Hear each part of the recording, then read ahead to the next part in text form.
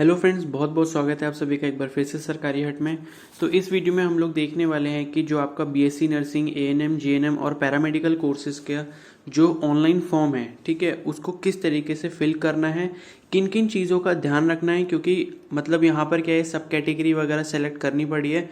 तो आप अगर कोई भी गलती कर देंगे तो जब आप काउंसलिंग के लिए जाएंगे ना, तो आपको वहाँ से रिजेक्ट कर दिया जाएगा। ठीक है, तो फॉर्म को जब भी फिल करना बहुत ही इत्मीनान से फिल करना, बहुत ही ढंग से फिल करना। इसलिए इस वीडियो को प्लीज़ एंड तक देखना, ताकि कोई भी जो पॉइंट है वो आपसे मिस ना हो जाए और आप कोई गलती ना कर बैठें। ठीक है, तो सबसे पहले फॉर्म भरने के लिए आपको करना क्या है, आपको वेबसाइट पे आना है hnbumu.ac.in। इस वेबसाइट पे आएंगे तो आपके सामने कुछ इस तरीके का पेज खुल जाएगा। अब आप ये लेफ्ट साइड में नीचे की तरफ देखेंगे, पहला जो ऑप्शन आ रहा है अप्लाई फॉर नर्सिंग या पैरामेडिकल एंट्रेंस एग्जामिनेशन 2021, इस पर आपको क्लिक कर देना है। जैसे आप क्लिक करेंगे आप एक नई वेबसाइट पर आ जाएंगे। ठीक है, नई वेबसाइट पर आने के बाद जो है यहाँ टॉप में देखिए आ रहा है न्यू रजिस्ट्रेशन। इस न्यू रजिस्ट्रेशन के ऑप्शन पर आपको क्लिक कर देना है। ठीक है, क्लिक करने के बाद क्या है, ये डिक्लेरेशन है और यहाँ लेफ्ट साइड में आप देखेंगे नीचे आ रहा है आई एक्सेप्ट। तो इस बॉक्स पे जो है टिक लगा देना है आपको। क्लिक जैसे करेंगे आपका टिक लग जाएगा, फिर आपको नीचे प्रोसीड पर क्लिक कर देना है। जैसे ही आप प्रोसीड पर क्लिक करेंगे तो आपके सामने कुछ इस तरीके का पेज ओपन हो जाएगा। अब आपको करना क्या है कि यहाँ पर जो है आप अपना मोबाइल नंबर डालेंगे इस वाले स्पेस में, और नीचे जहाँ पर लिखा हुआ है कैप्चा कोड, ठीक है, यहाँ पर आप अपना कैप्चा कोड फिल करेंगे। ओके, तो ये फिल जैसे ही कर देंगे उसके बाद एक नया पेज खुलेगा। ठीक है, तो वो कर देते हैं, फिर देखते हैं क्या आगे क्या क्या इन्फॉर्मेशन आपसे पूछी जाती है। तो फ्रेंड्स, सबमिट करने के बाद जो है आपके पास कुछ इस तरीके का पेज खुल जाएगा, और पेज खुलने के बाद आपको यहाँ पर क्या है, एक वेरिफिकेशन कोड डालना होगा। ये जो है, ये वेरिफिकेशन कोड आपके मोबाइल पर आ जाएगा, यानी कि जैसे आपने वहाँ पर सबमिट करा था अपना मोबाइल नंबर और कैप्चा कोड डाल के, तो वो जो है आपके पास क्या आ जाएगा, कोड यहाँ पर आ जाएगा और आप इसको यहाँ पर फिल कर देंगे। ठीक है, जैसे मेरा कोड मेरे पास यहाँ आ चुका है अभी 42617411। ठीक है, तो मैंने इसको यहाँ पर फिल कर दिया, और फिल करने के बाद जो है आप इसको सबमिट कर देंगे। ओके, सबमिट करने के बाद क्या है, आपके पास कुछ इस तरीके का पेज खुलेगा। अब आपको यहाँ बहुत ध्यान से भरना है। ठीक है, यहाँ पर 4 ग्रुप बनाए गए हैं, ग्रुप 1, ग्रुप 2, ग्रुप 3, ग्रुप 4। तो ग्रुप 1 में आपका दे रखा है एएनएम, जीएनएम, बीएससी नर्सिंग और बीएससी या डिप्लोमा इन पैरामेडिकल कोर्स।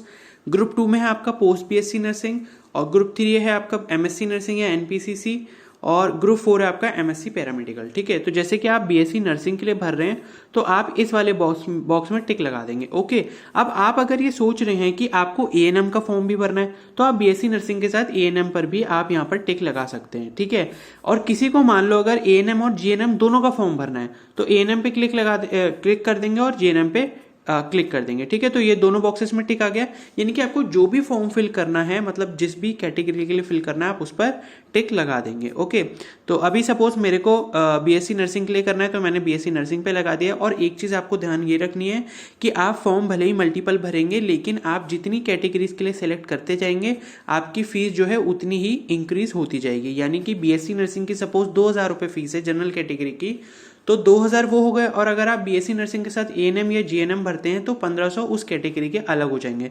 यानी कि टोटल जो है आपकी फीस वो ऐड होती जाएगी जितनी आप कैटेगरी सिलेक्ट इसमें करेंगे। या सपोज एएनएम और जीएनएम दोनों कोई भर रहा है, ठीक है, तो एएनएम और जीएनएम की जो है 1500 फीस है। ठीक है, 1500 है दोनों की अलग अलग, तो आपकी जो टोटल फीस होगी वो 3000 रुपये हो जाएगी। ओके, अब सपोज मैंने बीएससी नर्सिंग पे क्लिक कर दिया है। बीएससी नर्सिंग पे क्लिक करने के बाद मैं यहाँ पर सबमिट कर दूंगा। ठीक है, सबमिट करने के बाद आपके पास कुछ इस तरीके का इंटरफेस खुलेगा, कुछ इस तरीके का पेज खुल जाएगा। अब देखिए क्या क्या करना है। ओके, अब ऊपर तो हमने भर दिया है।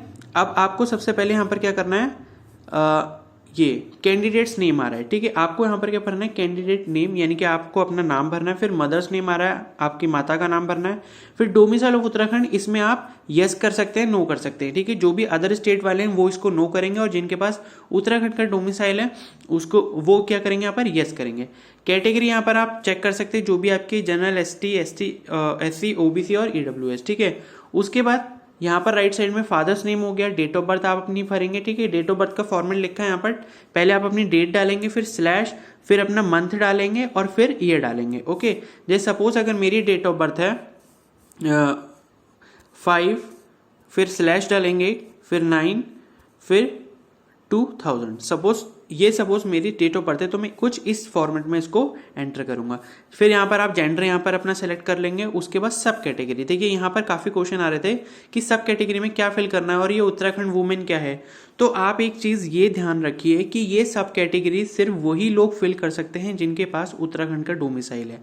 अदर स्टेट वाले इसमें से सिर्फ नॉट एप्लीकेबल ही चूज करेंगे। ठीक है, आपको बात समझ आ गई। अगर आप उत्तर प्रदेश से हैं या किसी और भी अदर स्टेट से हैं तो आप नॉट एप्लीकेबल ही भरेंगे, आपके लिए इनमें से कोई कैटेगरी वैलिड नहीं होगी। ओके, दूसरी बात यह है कि पहली जैसे वार्ड ऑफ फ्रीडम फाइटर है, तो यानी कि वार्ड ऑफ फ्रीडम फाइटर का अगर आपके पास सर्टिफिकेट है, ठीक है, और साथ ही साथ उत्तराखंड का डोमिसाइल है, तभी आप इस पर क्लिक करेंगे। दूसरा है वार्ड ऑफ डिफेंस पर्सोनल, यानी कि डीपीडब्ल्यू कैटेगरी, अगर आपके पास इसका सर्टिफिकेट है तो आप इस पर क्लिक करेंगे और साथ ही साथ आपके पास उत्तराखंड का डोमिसाइल होना जरूरी है।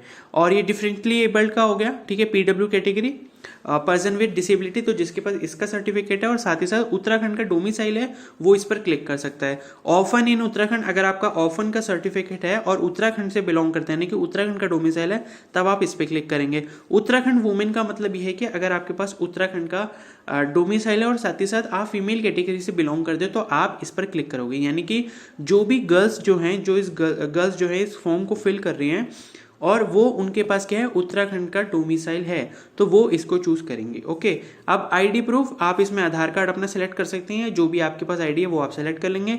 उसके बाद आईडी प्रूफ इशू डेट, ये आपको आपके आधार कार्ड के पीछे मिल जाएगी, ठीक है, जो इशू डेट है आपके आधार कार्ड की।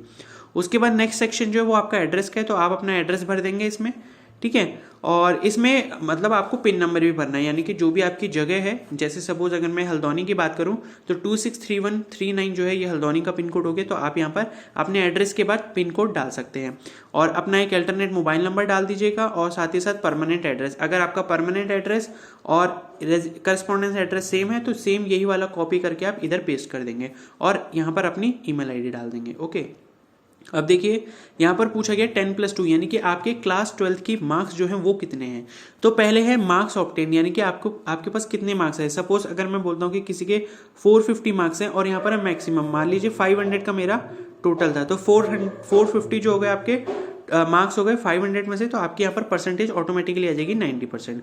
उसी तरीके से फिर यहाँ पर क्या पूछा गया है, ये पूछा गया है कि क्या आपने इंग्लिश के साथ अपना 12th जो है क्वालिफाई किया है। तो अगर आपने किया है तो आप यस कर देंगे, नहीं करा है तो नो कर देंगे। ओके, दूसरा जो क्वेश्चन पूछा है कि आपने क्या 10+2 फिजिक्स केमिस्ट्री बायोलॉजी के साथ किया है, तो वो आप यस या नो कर देंगे। यस ही करना पड़ेगा क्योंकि आप नर्सिंग का फॉर्म भर रहे हैं।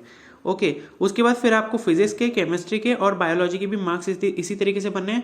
पहले वाले बॉक्स में आपने वो मार्क्स भरने हैं जितने हैं आपके, और दूसरे वाले बॉक्स में उतने मार्क्स भरने हैं जितने में से आपके मार्क्स थे, यानी कि 100 नंबर का अगर पेपर था तो मैक्सिमम मार्क्स आपके 100 हो जाएंगे। उसके बाद ये परसेंटेज जो है वो खुद कैलकुलेट करके आपको दे देगा पीसीबी की। ओके, उसके बाद इन्होंने क्वेश्चन पूछा है कि आपका जो बोर्ड है वो कौन सा है, तो आप यहाँ से हाँ, पहला जो क्वेश्चन है वो पूछा है कि आपका क्लास 12 कौन से ईयर में हो, तो आप सेलेक्ट कर लेंगे यहाँ से। उसके बाद दूसरा क्वेश्चन है कि जो आपका बोर्ड है वो कौन सा है, यानी कि उत्तराखंड बोर्ड है, आईएससी है, सीबीएसई है या फिर और कोई अदर बोर्ड है, ठीक है। तीसरा क्वेश्चन इन्होंने जो पूछा है वो ये है कि आपका जो आपने क्लास 12 की है वो कौन से स्टेट से करी है, उत्तराखंड से करी है, अदर से करी है, तो उत्तराखंड जो मतलब जिससे भी करी है वो स्टेट आपका हो जाएगा। फिर उसके बाद पूछा कि आपने हाई स्कूल कहाँ से करा है, तो वो आप यहाँ से सेलेक्ट कर सकते हैं, उत्तराखंड या फिर अदर स्टेट। और लास्ट क्वेश्चन इन्होंने पूछा कि are you serving as a regular nursing staff in Uttarakhand government, तो अगर कोई सपोज कर रहा है, मतलब कोई जॉब कर रहा है नर्सिंग डिपार्टमेंट में, तो वो इसको यस कर सकता है वरना नो कर सकता है। ओके, फिर यहाँ पर आपके सेंटर सेलेक्ट करने हैं, ठीक है। सेंटर से आपको यहाँ दे रखे हैं अल्मोड़ा, देहरादून, हल्द्वानी, न्यू टिहरी, पिथौरागढ़, श्रीनगर, गोपेश्वर, हरिद्वार और ऋषिकेश।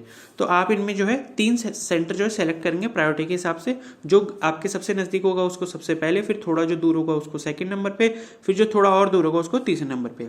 फिर आप अपने यहाँ पर फोटो अपलोड करेंगे और साथ ही साथ सिग्नेचर अपलोड करेंगे। फोटो जो है आपकी 50 KB तक की ही होनी चाहिए और आपका जो सिग्नेचर है वो सिर्फ 30 KB तक का ही होना चाहिए। अगर आपको फोटो नहीं कंप्रेस करना आता है, इस साइज में बनाना नहीं आता है, तो आप मुझे कमेंट सेक्शन में बता देना, मैं आपको बता दूंगा। ओके, फिर आप पहले क्या करेंगे, ये दोनों फाइल चूज करेंगे अपनी गैलरी में से और अपलोड फाइल पे क्लिक करेंगे, तो आपकी जो फाइल है दोनों अपलोड होकर यहाँ पर आ जाएंगी, ठीक है, ये आपका फॉर्म फिल हो गया है। फॉर्म फिल होने के बाद जो है यहाँ पर आपको लेफ्ट साइड में नीचे की तरफ आई एक्सेप्ट पे क्लिक कर देना है। क्लिक करने के बाद यहाँ पर जो नीचे लिखा है क्लिक हियर टू प्रोसीड, इस पर जब आप क्लिक करेंगे तो आपके पास जो होगा पेमेंट का पेज खुल जाएगा। ठीक है, पेमेंट का पेज खुलने के बाद जो है आप अपने जो भी मेथड से करना चाहते हैं, मैं आपसे कहूँगा डेबिट कार्ड से ही करना है, यूपीआई नेट बैंकिंग से मत करना, क्योंकि पेमेंट उसमें कई बार अटक जाती है। डेबिट कार्ड से ही पेमेंट करना अगर खुद कर रहे हो तो।